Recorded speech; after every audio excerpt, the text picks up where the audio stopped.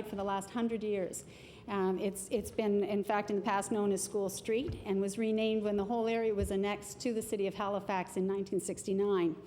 Rockingham School is an example of a community. I mentioned earlier that we're a very active and outgoing community. Rockingham School had what I would have to say was the worst looking school grounds anywhere in HRM and perhaps in the entire province.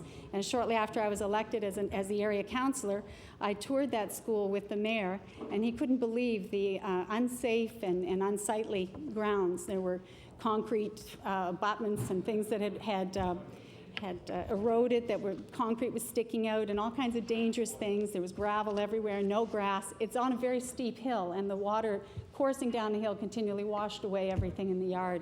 So it was one of the worst looking areas, and the cost to remediate it was going to be over $100,000. Successive years of administration and the school board had turned their back on it. Their concern, and probably rightly so, is to make sure that the classrooms are attended to.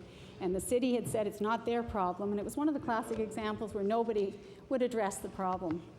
And I'm very pleased to say that over the last 3 years, there's been a tremendous improvement as a result of some very dedicated individuals. I'd like to mention in particular that the change really came about beginning with a new principal, and her name is Carmelita Rowe. She lives in the riding of Bedford Basin. And she's been very, very active in that community, helping to get people to see the problem and to start responding to it.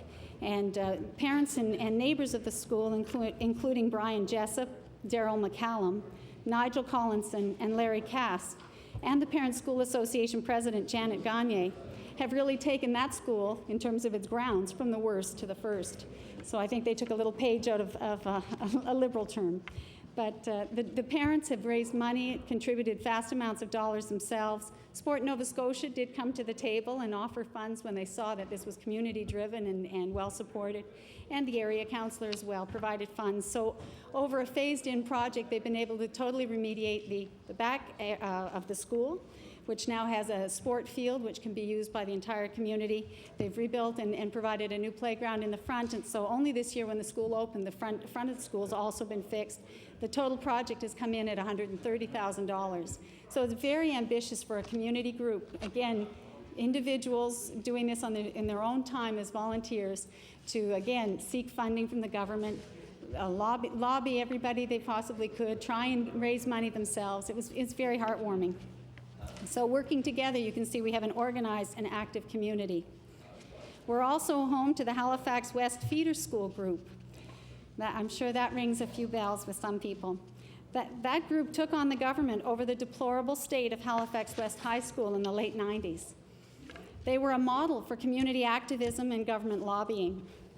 Their chair is Jane Davies, and she was supported by many other members, each one representing one of the feeder schools into that high school. Some of those members are Eleanor Power, Debbie Hum, Karen Robinson, Gary O'Hara, and others. They made, again, they tackled a mission, they had a vision and a mission that was very difficult to achieve. They knew the school had air quality problems, they knew it was a sick school. Even to have the school closed and investigated was a major triumph. Once that was done, the community was not satisfied to see the school just renovated. They really felt it was a school that was almost 50 years old, that it would not serve the needs of the community, that it was not located in the right place for the growth that we experienced in our community, and that it was not a school that we would ever feel comfortable in. To return to that school, there would never be a confidence that the air quality was going to be good. So why spend 10 or 12 million to renovate when in fact people would never feel the school was a safe place to be? So instead they continued to lobby, and they rejected the government's first offer of a renovation, continued to lobby, and ultimately were successful in having a new school built on the mainland commons. And how did that work? Well, it wasn't entirely the good heart of the provincial government. What they did as well was they leveraged money from other levels of government. So they came during the election of October 2000 and spoke to the candidates for mayor and the candidates for councillor and looked for commitment that if we were elected, would we support their aims to have a school built in the area? And they wanted not only verbal support, they wanted some financial commitments. And what came of that was the donation of 17 acres, which are now leased to the province of Nova Scotia. 17 acres in Clayton Park West, the value of which I can't really put a figure on. It's parkland, number one, which makes it very hard to say what the value is. But we provided that as my time at City Council because we felt it was the right decision for the community. And so now we have a beautiful new school on the 17 acres in the mainland commons. And in addition, the municipality paid for the servicing, for water, sewer, power, and roads to reach that school. So that, again, was a tremendous cost that the city picked up, and it's certainly a model for cooperation and partnership in the best interests of the people that we all represent, regardless of what level of government we're sitting at. They are the same people, the same taxpayers, and they have the same concerns. So the school sits now in a park-like setting in the mainland commons. The total bill for the provincial government is approximately $26 million. And as I say, if you add in the cost of servicing and land, I don't think that we'd ever have seen a new school today. So that was a wonderful model of cooperation and partnership. There's still a commitment left for the school, and that is to fund their auditorium. When the school was built, the provincial standards don't call for an auditorium in a high school. That's not mandatory. And the community felt strongly that we needed that auditorium. We need it as a center for arts, for community use, and for the school. And so again, the feeder school group came to Halifax Regional Council and asked if we would commit funds to help that happen. We committed $300,000 at that time. And from that, the auditorium was built into the shell of the building, which meant we have it in place. But the fittings and fixtures, the lights and seats, all of the extras that are going to really make it an auditorium are yet to come. And so there's a very active fundraising group in the community, which is headed by Ann Cosgrove, who's a very active volunteer and hard worker. And Ann and her team are out now formulating a fundraising plan that will allow us to raise over $1 million to outfit that as a top quality world-class theater for 500. And it will serve that community of Clayton Park. There's many people anxious to get in there and be able to use it for their theatrical, for their different community groups. Excuse me, order please. There's a little bit too much noise occurring in the House. Could we please draw our attention back to our speaker, the Honourable Speaker from Halifax Clayton Park. Okay. Thank you very much, Madam Speaker. Halifax West High School has a unique history itself. It was formerly the county high school, and students came in from as far away as St. Margaret's Bay. Gary Mead, who is a councillor on Halifax Regional Council, who represents the St. Margaret's Bay area, actually attended Halifax West High School in the 1960s as well, before a school was built. I think it's Sir John A. Macdonald was built to serve the county. So it's interesting to remember that the area of Clayton Park that I represent, which is very urbanized and right in the city now, was in fact part of the county of Halifax not that long ago, really up till the late 60s. So the school, again, has sort of returned a little bit to that tradition by this year inviting 300 students from the Prospect area, from Brookside Junior High, to come in and be part of the school population because the capacity was there. The school's been built for 1,500 students, and it was felt that we had the capacity, we could take pressure off of Sir John A. Macdonald, which has had its own problems with air quality and renovations. And so we wanted to do what we could in the Clayton Park area to help that. So we've broken with tradition and brought students from the county area into a city school. And it's up to this point working very well. Again, a number of them are French immersion students, and that's helping to bolster the French immersion students that have been brought there this year from the St. Pat's High School program. And that was something that other members of the community were anxious to have. We felt that with a new high school in the area and with strong enrollment in French immersion from the mainland north area, of which Clayton Park and Clayton Park West, Rockingham are part, that we could sustain a standalone high school program at the Halifax West. And the students from Brookside are helping to make that a possibility as well. So that's it. I mentioned there are a number of other schools in the area. Rockingham School we've touched on, Park West, the new P3 school. We also have Duke Danville School, which is in the original Clayton Park development. And it's named after the French Armada that was led by Duke Danville in the early 1700s, which is part of the history of the area. We also have a very active Rockingham Heritage Society, which is documenting and keeping track of the stories and information that relates to the history of our area.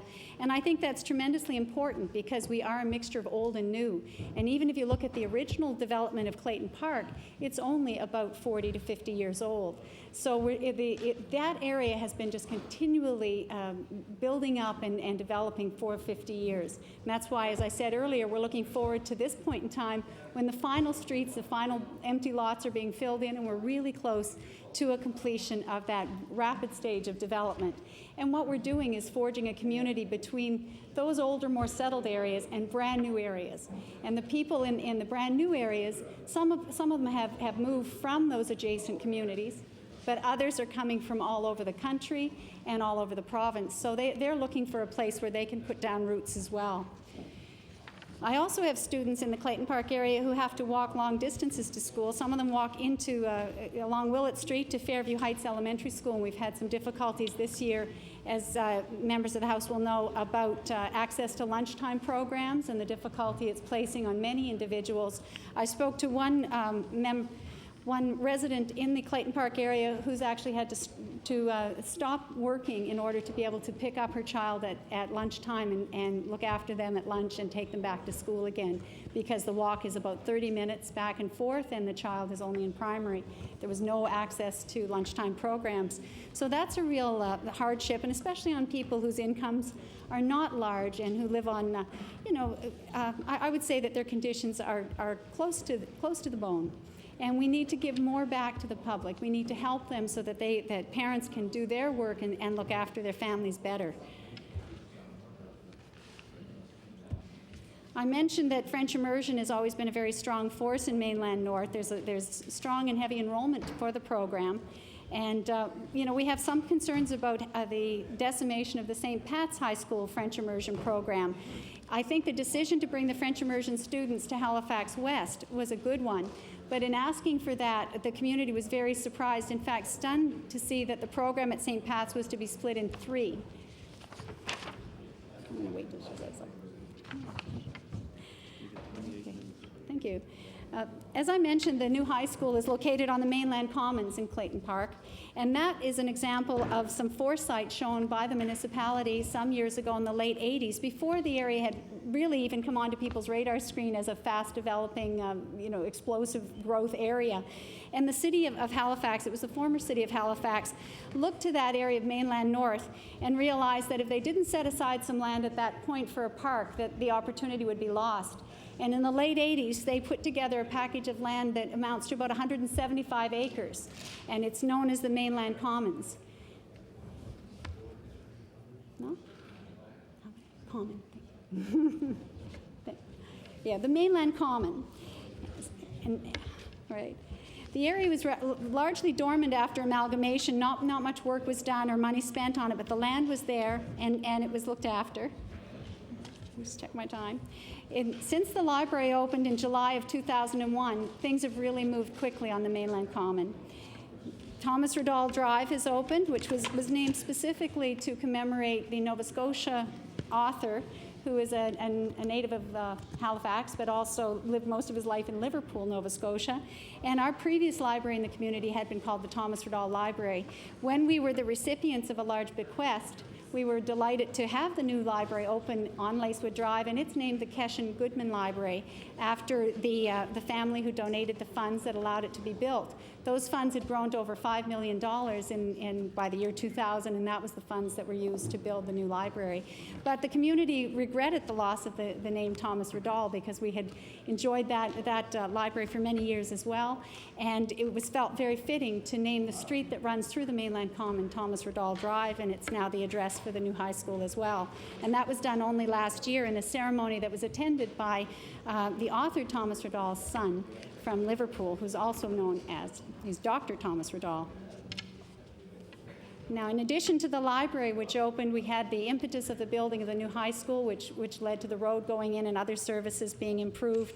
We have the site of the Soccer Nova Scotia Training Centre, which is for indoor soccer, and it's used heavily by people across the region and I think across the province.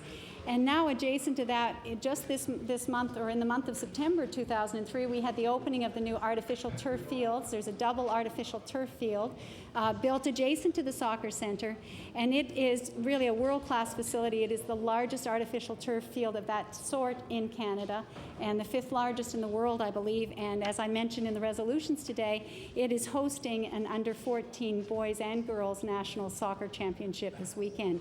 And it's a good example of providing the facilities we need to host national and even international events. And the facility cost $2.2 million. A little bit of that was leveraged as part of the school project, because normally the new high school would have had a field of its own at the cost of about $200,000. That money was added to money from the municipality in order to build the artificial turf field, which gives them a much finer school field to begin with. And the school was very happy to go along with that. It's only minutes from their front doors, so they're thrilled. As well, because we wanted to build a double soccer field rather than a single. By doubling the size, it was 40% more cost, but 80% more use for the public and for the sports people in our province. So the decision was made to do that, but the money was very, very short. We came in short. And to make it happen, Soccer Nova Scotia themselves came to the table, and it was the soccer clubs in Halifax, ultimately, that have put a levy on all of their players in order to contribute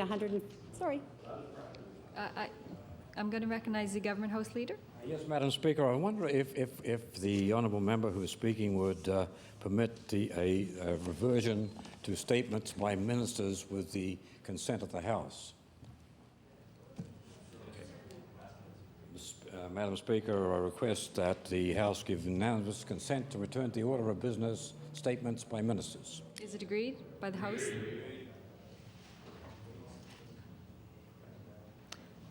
I recognize the Honourable Minister of Economic Development. Thank you very much, Madam Speaker. And I rise today to make an important announcement noting the recent crisis we've gone through with Hurricane Juan, and also to acknowledge Nova Scotians and the people of Nova Scotians that have endured so much.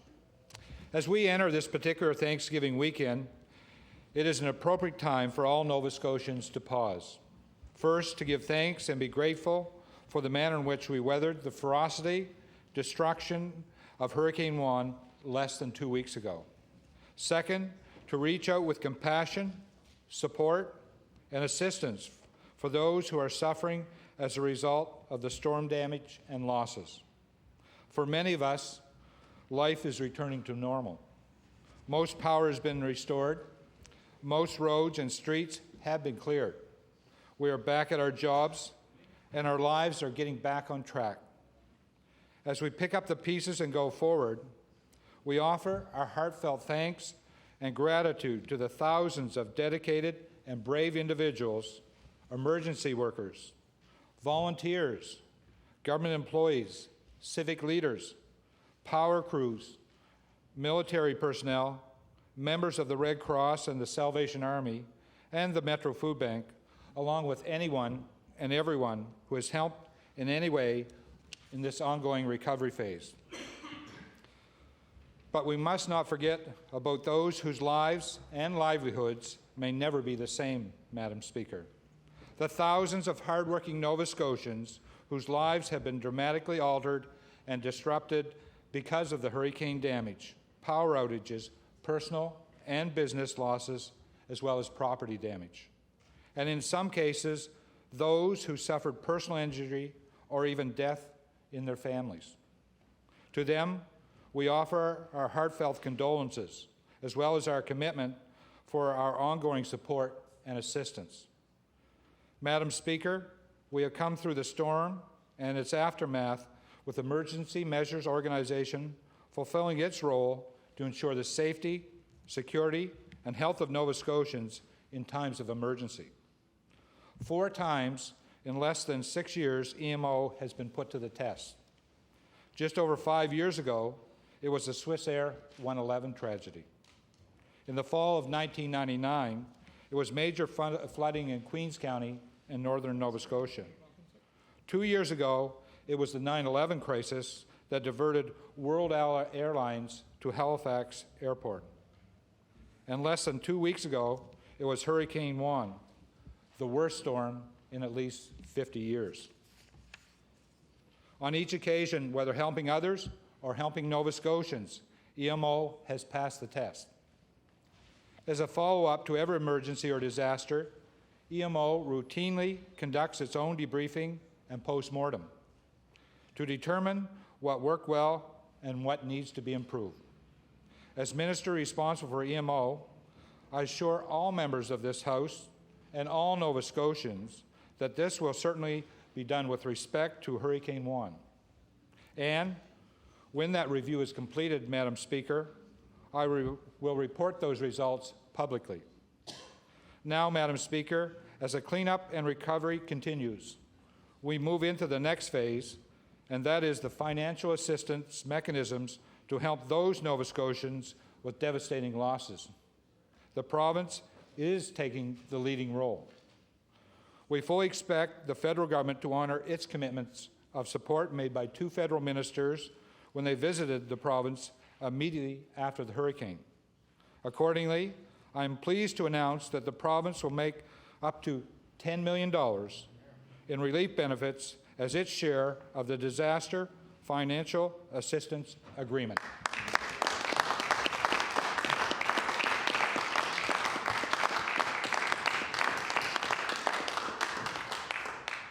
This program will be available to those who have incurred uninsurable losses as a result of Hurricane Juan. This means that if your loss for property for which you could not have obtained insurance, you may be eligible to request assistance. If the loss affects basic habitability of your home or puts your livelihood in jeopardy, then you may be eligible. Under this program, there is a deductible of $1,000. This means that the individual must cover the first $1,000 of any uninsurable loss. The program also includes a limited degree of financial assistance to help cover the cost of wharf replacements or repairs so that we can assist our coastal fishing communities.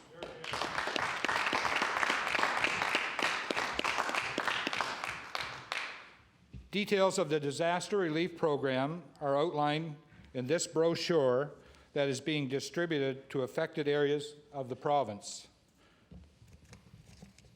Would you distribute those to the House, please? Newspaper advertisements have been placed explaining how and where to apply for assistance under this program.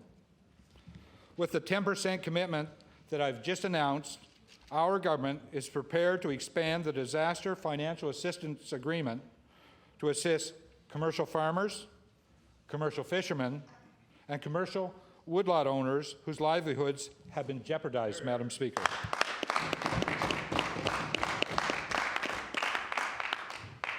And Madam Speaker, we expect the federal government to make the same commitment and to provide its 90% share for these expanded programs. Now is the time and now is the opportunity for the federal government to show it truly cares about Nova Scotia and Nova Scotians.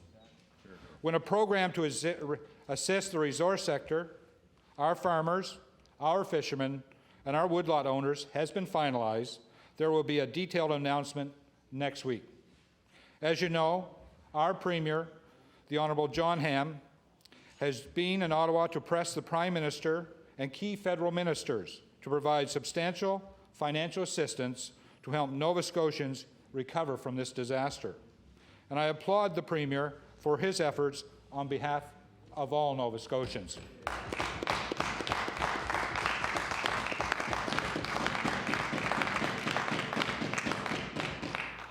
Madam Speaker, as you well know, Nova Scotians are inherently compassionate. They are inherently generous. Likewise is our corporate community. In fact, encouraged by several good corporate citizens, our government has established a hurricane recovery fund to receive private and corporate donations to assist with the recovery. Donations to this special fund will be accepted by the Royal Bank of Canada.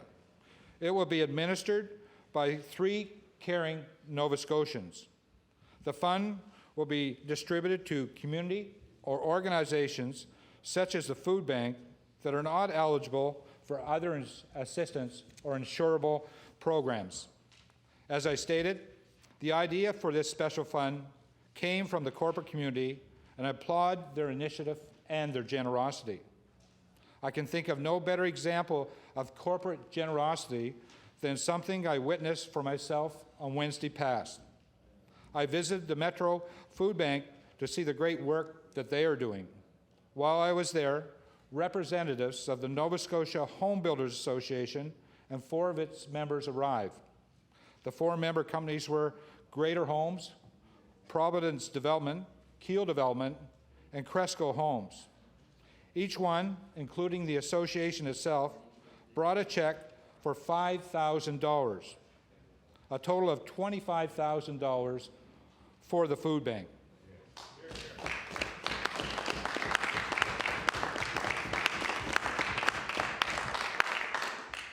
That kind of corporate citizenship that we are grateful to have in this wonderful province of Nova Scotia. Madam Speaker, these past 12 days have not been easy ones for anyone who felt the fury of Hurricane Juan. But at times like this, the true character and spirit of Nova Scotians shines through.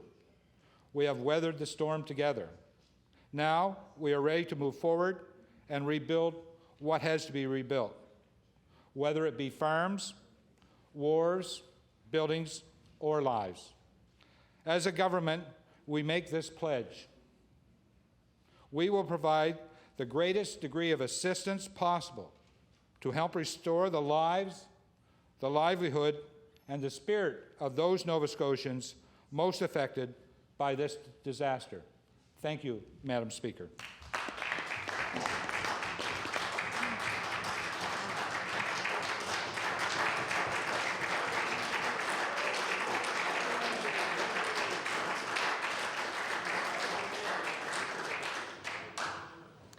The honourable member from Cole Harbour Eastern Passage. Thank you, Madam Speaker. I want to take a moment to speak in response to the statement we just heard from the Minister in charge of the Emergency Measures Organization. And I will start by saying that his words of kindness to the people of Nova Scotia with regard to the devastation of Juan are well recognized, something that Nova Scotians, every Nova Scotian, and I must say, and I was listening to the member from Eastern Shore earlier talk about how his communities have rallied. I think we all have stories in our constituencies of our communities rallying around those without power, those without food, those without water. And it has been, in many ways, the silver lining to Hurricane Juan is how our communities have come together. We've always been known as a place, as a province in which we look after each other, which we are very kind and considerate to our neighbors. Well, at the same time, I think Juan has proven that that's even gone beyond that, and we have proven our compassion for our neighbors and our communities, and that's important to remember. But that compassion, Mr. Speaker, must also come from the government, because the government is nothing more than what is elected by the people of a province, and if we are a compassionate people, then our government must be compassionate as well. And I think it's important to recognize in this statement and in this brochure that has been handed out, and let me start by saying that this minister has done a nice job in his speech of highlighting the highlights, the positive points of what he is saying. And at the last moment, we get the brochure that spells out some of the details. And as they always say, the devil is in the details. And I'll get to those in a minute. But we do have some concerns with how this will be played out. And I can speak specifically about people in my constituency, as I'm sure other members can speak about people in their constituencies who've been specifically and directly devastated by the hurricane and its aftermath. But let's talk about a couple of things first that the minister noted in his statement. Let me start by saying that communication towards the people of Nova Scotia, for the people of Nova Scotia, has been abysmal since Hurricane Juan struck. That's not all the government. Nova Scotia Power has a lot of blame resting at its feet for how its communication centre operated. That has been acknowledged by Nova Scotia Power themselves. But this government has done very little.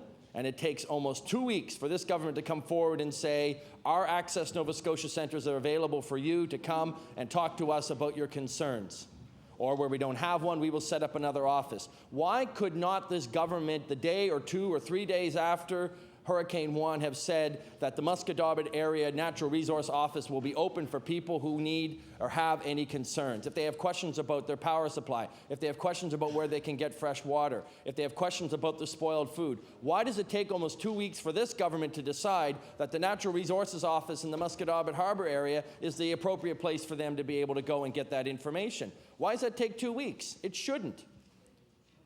Unless this government was not prepared. Unless this government likes to claim that EMO is working, and I don't deny that EMO and the people in EMO have worked very hard since Hurricane Juan. But Mr. Speaker, the fact is that as a government, you have to go beyond what EMO is doing. EMO has very specific jobs to do with regard to a crisis like this.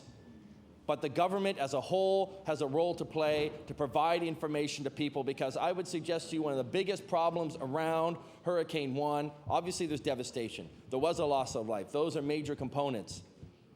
But to most people, it's the anxiety of not knowing, of not having the information, of not knowing where to turn, and to hearing a government that said nothing. A government that did not respond. A government that did not even impose a state of emergency. We left it up to individual municipalities to do it. Well, the fact is, Mr. Speaker, that if this was the worst storm in 50 years to hit this province, we should have had a provincial state of emergency, and we should have had a government that was ready and willing to utilize all its resources, all its staff to provide information to the people of Nova Scotia so we knew exactly what was happening. That did not happen. And 12 days after the storm, we finally hear that that is something that will happen. I want to talk about evaluation. This minister says EMO, after every incident, does an evaluation. Well, that's great. I would suggest to you that as a government, that kind of internal investigation is not good enough now. I would even suggest that public hearings or some sort of public input, whether it be using the internet or having other forms of input, Mr. Speaker, would be invaluable in these circumstances, so people can start to tell their stories of how their information, how they did not get the information they needed, how they didn't get the support they needed. And then maybe this government will learn from those lessons, so next time we'll be better prepared. An evaluation cannot be done in a back room of an EMO office. It must be done in the open, where Nova Scotians have a chance to comment, give input, and be able to produce legitimate recommendations that Nova Scotians can believe are actually going to result in some changes, so next time they have the support, information, and assistance they need in a timely manner. Mr. Speaker, the Minister of EMO talks about support for fishermen on some of the wharves, though there's no information detailed in this for us now. He talks about support for farmers. He talks about support for woodlot owners. We'll get more details on that because, let's be clear, according to his statement, farmers and woodlot owners and fishermen are not directly impacted by this announcement today. They will have to wait for a later day to get that information. Their anxiety level will continue to grow, because we do not have information, whether they're fishermen in my riding or Halifax Atlantic or Timberley Prospect or Eastern Shore. They don't have the information they need to know. And let's face it, and let me be clear, to a lot, at least from Eastern Passage down towards Lunenburg, we have a lobster season starting. It is the most profitable and most important season for most of these fishermen. We even see, and may I say, I thought it was quite embarrassing to this government to see fishermen from the Digby area coming into this house and coming to Halifax yesterday with equipment. They were able to react more quickly than this government did 12 days after Juan struck. And this government still has no answers for these fishermen or the farmers or the woodlot owners in this province. I do want to take a moment to recognize one of the companies that helped donate through the Nova Scotia Home Builders Association, Keel Developments. It's the Kilbatrosky family, long-standing relationship in my riding. And I congratulate them and the others who did provide a donation. Yes, it is important that we all rally, that we all provide that support that we can. But the fact is that some of the details in this program, Mr. Speaker, are ones that I have concerns with.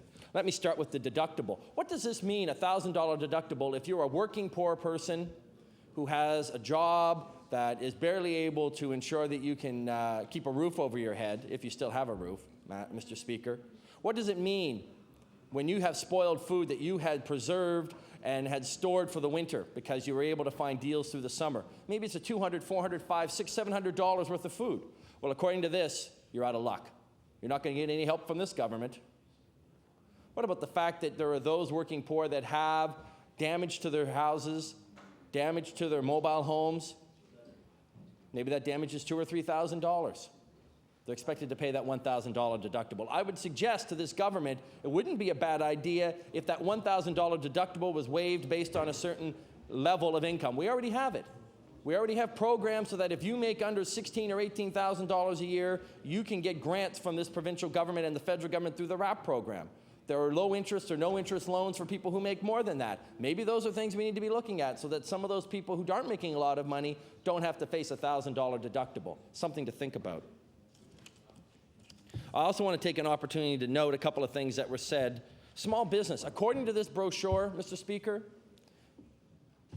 and I stand to be corrected from those who wrote it and have other information, but what it says, and it's been tabled in this House, is that you are only eligible for assistance if your business, Mr. Speaker, is one in which you actually are at risk of losing your business. And Mr. Speaker, that is not an acceptable rate of support for the small businesses in Nova Scotia that are devastated. Farmers are also impacted by this, Mr. Speaker. There needs to have been quicker information from this government. There needs to be more support, and we look forward to a debate on this in the future. Thank you.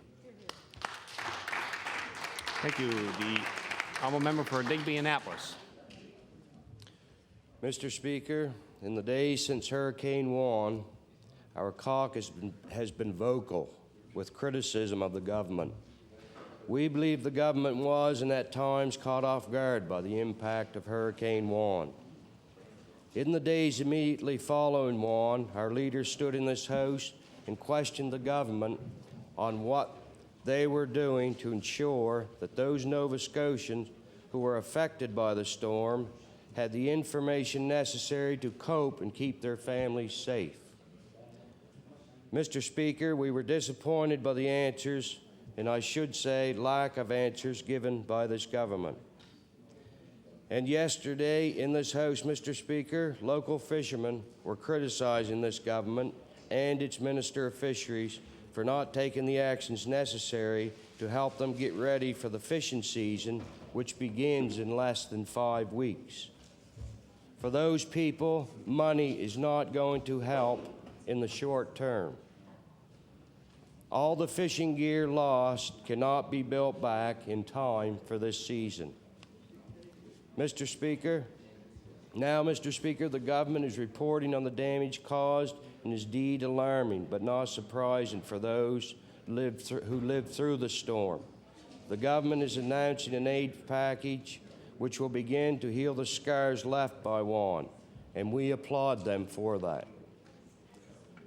What the people of Nova Scotia need from the government is leadership. We hope that with these new monies comes a new understanding of the needs of both urban and rural areas in this province affected by the hurricane. Many of our rural communities have felt neglected in the aftermath of Juan.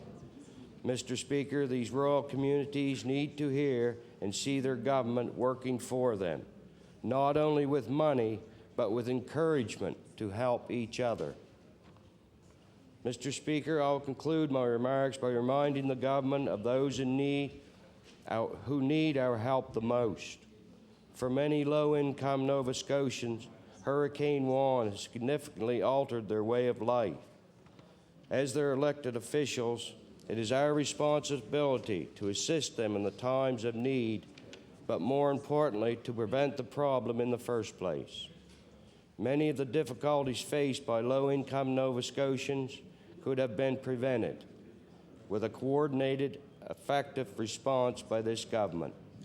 I thank the Minister for his remarks, and I applaud the government for the first steps in rebuilding. Thank you.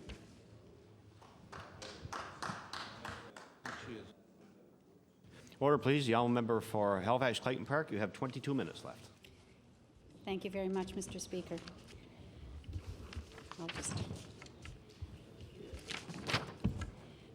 One of the main issues that affects our area in terms of growth and the future is recreation. The area has increased tremendously in size and population, and yet we're still relying on an old facility, the Northcliffe Centre, for recreational purposes. Originally, Northcliffe Centre was built as an outdoor pool just to serve the area, actually I don't think that, just to serve the area of Clayton Park and Rockingham. And over the years, a bubble was placed over that, and then beyond that, a few years later, again, they did build a structure around the pool, but it's never been very accommodating to the community in the sense it's not really well built, it wasn't well ventilated, it has a lot of problems now with its roof and other structural problems, which mean that it's quite often closed during holiday times like Christmas and in the summer, an inconvenience to the community. It's also serving a much wider area than just the immediate communities of Clayton Park West, and Rockingham. People come there from Bedford, from Timberley and Hammonds Plains. And so there's been a tremendous growing awareness of the need to expand our recreational facilities for that area as one of the largest and most significant communities in HRM and certainly in the province. So as a result of that, a committee was formed several years ago, or 2 years ago, the Mainland Common Recreation Centre Committee, whose mandate and job it is to look at replacing Northcliffe Centre with a new facility which will be located again on lands in the Mainland Common to allow it to grow.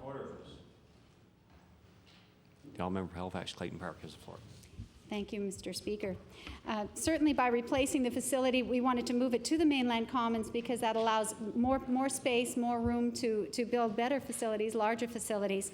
So it will still be very closely located. The current Northcliffe Centre is along Dunbrack Street. This will only be a few blocks away on the Mainland Commons. So that committee has been very fortunate to have as its chair Jack Fleming, who is a longtime Clayton Park resident, and in fact in the 70s worked very hard to see the Northcliffe Centre built for his family. Now he's a very active person himself. He's also interested in seeing a better facility for his children and his grandchildren who live in the same area. His son, John Fleming, who's a resident of the newer area of Clayton Park West, has also been active on the committee, as are a few of the other members, Mel Hackett, James McCormick, who actually called and volunteered his services before any committee existed. He called to say, what can we do to improve recreation? So he came in actually just out of his own goodwill. Kevin Heisler, who is an area phys ed teacher, John Dow, Mike Campbell, and Wendy McDonald, to name just a few. These people have been meeting on a regular basis with city councillors and staff from HRM to come up with the vision and the blueprint, really, for us to move forward with a new centre for the Mainland Commons. And the vision is much grander than the current Northcliffe Centre. The community wants to see something that really meets the needs of the future. So they're looking at a centre that would be more in line with what we see in Cole Harbour Place, or a Dalplex almost. So those are the models we're using, and the land footprint that we're looking for would be something that over time would be similar to a Cole Harbour Place.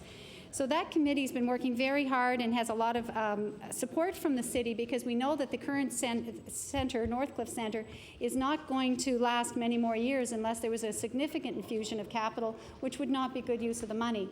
So the city is making plans to try and support that new facility. They have in fact put the project on the infrastructure list for the HRM as one of their top priorities, and are looking for support from other levels of government as well, from the provincial and from their federal counterparts, to see that project go ahead within the next 2 years.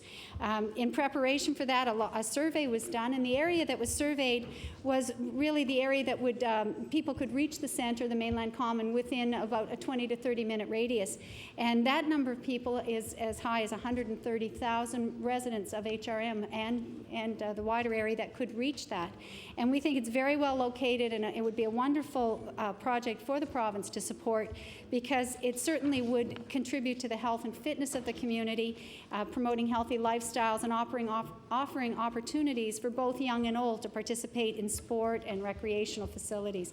So we think it's the very best thing that this community needs. It's our top of the list of infrastructure needs right now, and that's because the population has overtaken what's there currently. Another group that's been formed just recently, which is also related to the Mainland Commons, came about as a result of the survey that I referenced that was done to find out what the broader, wider regional community would like to see in that facility. And one of the major things that people requested was more trails. So although that's not within the facility, although we're hoping to have an indoor walking track, the idea of trails were mentioned as a primary thing that people wanted. And so a new group has been founded, and it's called the Northwest Trails Advisory Group, and they will be looking at ways to help HRM and the province map out new trails, connect existing trails, and certainly build trails in the mainland common, which is still 75 acres of which are still fully treed. So we don't want to remove any more trees in that area. I've already mentioned it's a problem for our part of the city that the trees have been lost in such a great number. We'd like to leave that wooded, and we'd like to see trails develop through there. And really for this initiative, we can thank Wendy and Bob McDonald, who are residents of Clayton Park West. They're very active in the Halifax Field Naturalist group, and very, very interested in the protection of the environment. And they have really spearheaded a group coming together to look at connecting our trails that are throughout mainland north. And that would mean connecting to trails in Hemlock Ravine Park, which is partially owned by the province, a very historic and beautiful area off the Bedford Highway, and also into the new Beachville Lakeside Timberley trail system, which has often been held up as a model of a community effort to build a wonderful trail that's heavily used. It actually finishes just almost within my riding at the other side of Bears Lake Business Park, and there's only a short distance really that would allow us to connect through to the trails of the mainland north. We have a linear trail called I guess we know it more as the Power Line Trail, which goes for 4.5 kilometers through the area. And we'd like to see all those trails interconnecting, providing a lot more recreational opportunity for all of the residents of mainland north and even for the residents beyond. And that vision, I think, is one that will come to fruition in the next few years as well. But it comes because the residents take an interest, because people care about the facilities in our area. And I think that the idea of interconnecting and seeing trails throughout the province is one that we should really, really promote. So, within the area of Clayton Park, our riding, traffic woes have to be mentioned. The riding encompasses the Bedford Highway as it heads into the Fairview overpass area. It has the street Bayview Road, which is well known and often cited as the worst street for traffic of a residential street in the HRM. It receives 16,000 cars a day, and it is designated and defined as a residential street under HRM's rules, which should only carry 3,000 cars a day. So they also have an extremely high accident rate. The recorded accidents were definitely, the councillor of the area says it is the highest recorded accident rates of any street in HRM, and that's in a single year. Flamingo Drive is paralleling the difficulties of Bayview. It's becoming a problem more recently as the street has now become connected through to the upper part of Clayton Park West, and traffic can travel directly down, crossing Dunbrack Street and reaching the Bedford Highway by using Flamingo Drive. It currently has about 7,500 cars a day using it. It's very twisty and steep.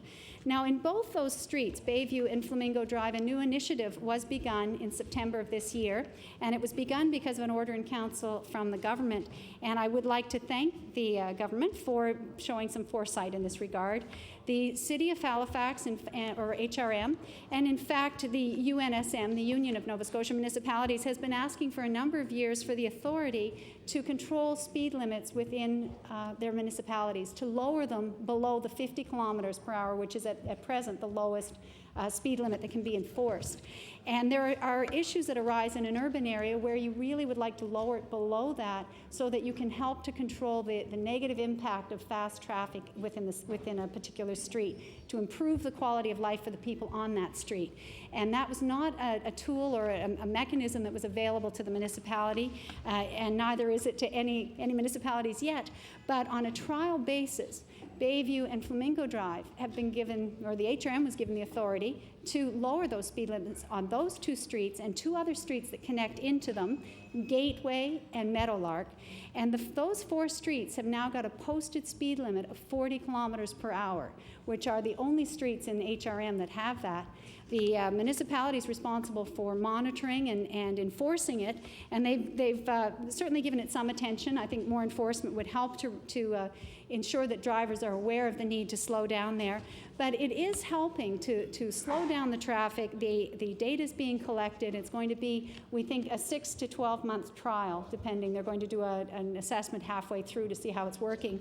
And really, the residents of Flamingo Drive and Bayview, Meadowlark, and Gateway are really very receptive and welcoming of this initiative, and I'm very hopeful that it will show good results so that this can be expanded and the authority can be given to municipalities to do this in more, even if it is case by case, if it can be given to municipalities as the need arises, because we don't have enough tools to deal with traffic calming. When we get into the issue of having municipalities having to put in speed bumps or chicanes or other ways to impede traffic, you get a very big backlash in a community. And I think all of us have seen that here in HRM, even those members who travel here regularly but are not residents of the municipality, I'm sure have seen the tremendous backlash from people who use streets and people who feel they have a right to use public streets. They really very often object strenuously to having those other measures brought into play. And so we are looking for ways that we can improve the quality of living for people on those busy streets and yet not upset, I guess the right word, the many people who rely on those routes to get to work or to school and other places. So we're not in favor, I'm not in favor personally of restricting access to any streets, and I think that lower speed limits is a very positive move. And I think that over time, within this year, I hope we'll see a good result from that. And I do applaud the government for giving it a try. I think it was the right thing to do. It was a good idea. There is a traffic committee that's been meeting regularly for several years to try and look at the measures that are available to them. And members of that committee have been very diligent in raising the issues and really bringing home to their elected representatives, both provincially and municipally, the difficulty they have living on those streets. And I'd like to mention Gerard Walsh as somebody who's been really fighting this battle for many years, for more than 10 years, and is very eloquent in describing the conditions they have to live with and the accidents that they've experienced themselves. There's scarcely a person on Bayview, a resident on Bayview, that has not been involved in some kind of fender bender. And many of those aren't even recorded in our statistics because we know the difficulty with insurance. They may not want to bring those cases forward. So certainly there's been a very dedicated group, and there are members on that committee from the wider community as well, Jim Gumpert and Charles Hopper, Bill Chappell, who lives on Skylark Street in Rockingham. The wider community was invited to participate so that it wouldn't become a solution, or the solutions brought forward would not just represent the interests of the people that are most negatively impacted, that the wider view would also be included. And it's been very interesting and I know difficult for the committee to try and come to consensus and work together, but they've done a tremendous job of it. And so we thank them for that.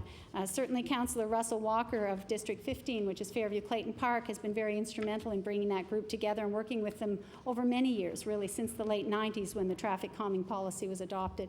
But those issues and the issues along the Bedford Highway remain very, very paramount to the concerns of the community. And I know that the provincial government is looking at ways, perhaps through a joint traffic task force or commission, that will help to look at the municipal, really urban issues that are unique for traffic in the HRM. And I think that any assistance that could come in the way of encouraging rapid transit or rail transit between Bedford and the city would be a great help as well, which would help to alleviate the problem of traffic along the Bedford Highway. So certainly, over my few years on HRM Council, I work closely with Councillor Russell Walker because the interests of Mainland North are very closely connected. And Mainland North is really Fairview and beyond, Fairview to really to Princess Lodge. We're lucky in the last few years that we've had a new publication, the Parkview News, which came into being about a year and a half ago. It's published by Shepukto Publishing, which is the editor of which is and owner is Reg Horner. And he publishes a number of community newspapers in HRM, but we're really delighted that that newspaper came into being. It's a monthly newspaper, and it highlights what is happening in that whole Mainland North area, which can almost be defined as the communities along Dunbrack Street and perhaps bordered by the Bedford Highway on the east.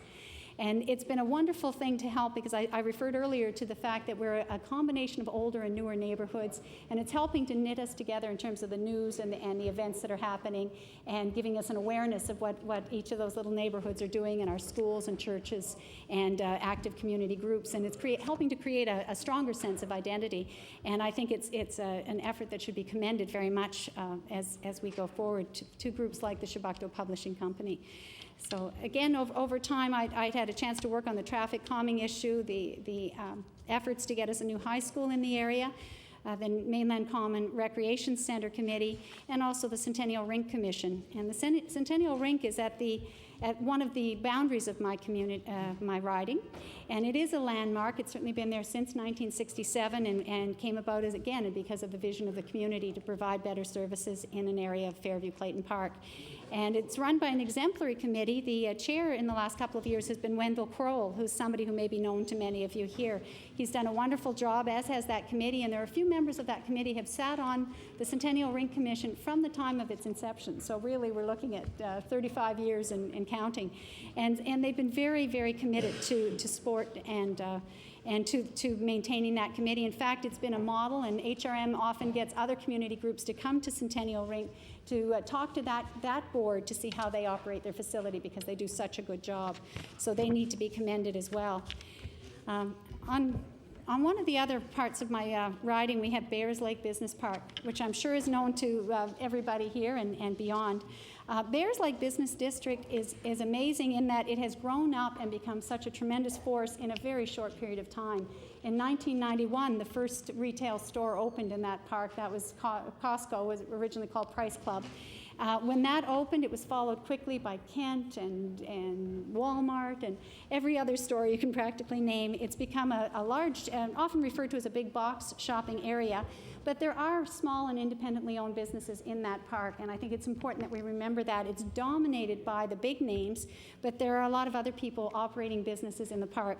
And they have an association which represents their interests. Past president of the Bears Lake Business Association was Jonathan Ross, who is a resident of Clayton Park West. And not long ago, about perhaps a year and a half or 2 years ago, I was at a meeting where Mr. Ross called on the Premier to move faster with Sunday shopping. And it was one of the times when I heard the Premier say that we weren't going to talk about it until 2005. So I'm glad to be in the House today and see that we are getting to it in a faster fashion. That the merchants, and as I say, some of them being small business people, are really anxiously awaiting the outcome of that bill, because there's a lot of demand in both the neighborhood and in the business community to see that go forward. Millions of dollars of tax revenue are generated for the municipality and the province and the country in that business area. It pays, I know, about $6 million, I think, a year in property taxes alone. So it's certainly an economic engine for the province in an area that we want to maintain. And I mentioned there are other smaller service businesses in the area.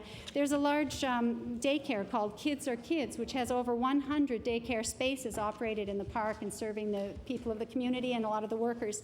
It's owned by Heather Hanson Dunbar, who's been an advocate for child care and for the industry. She's served on many committees. And she's told me that really not a day goes by that they don't receive calls from parents, particularly mothers, who are just, often in tears, looking for spaces for their children. And the spaces are particularly limited for children under 18 months old. And it's really, really difficult for parents to return to work when there are no daycare spaces available. So she is one of the very active lobbyists in that industry, and running a successful business in Bears Lake Business Park. Now, tucked in behind Bears Lake Business District and along Highway 102 is an area known as Birch Cove Lakes. It's one of a number of areas that was identified on a list that the province has of environmentally sensitive locations in the province.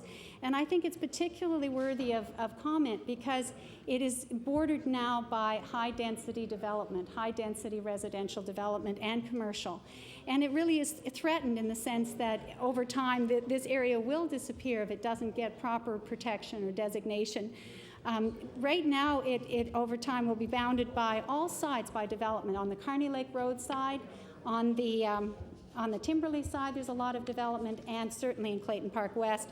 So I'd like to draw the government's attention to that the Birch Cove Lakes area, again, has been a very important area deserving of protection.